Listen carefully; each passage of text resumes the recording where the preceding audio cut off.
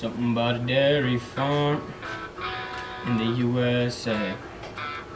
Average farm has 115, Cali production being the biggest state. 60,000 dairy farms, $37 billion industry. Something about a dairy farm that appeals to me. For a cow can milk, she must have a calf. 305 days is what her lactation lasts. All 50 states have dairy farms. That's 23 billion gallons of milk a year for your lucky charms. Something about milk sitting on ice after a hard day of work makes it just taste right. Although cows must be milked twice every day, I wouldn't want to live any other way.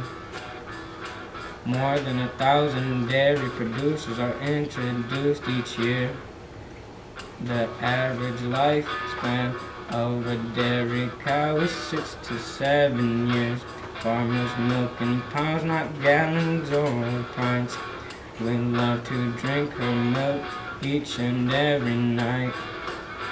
And there's something about a dip.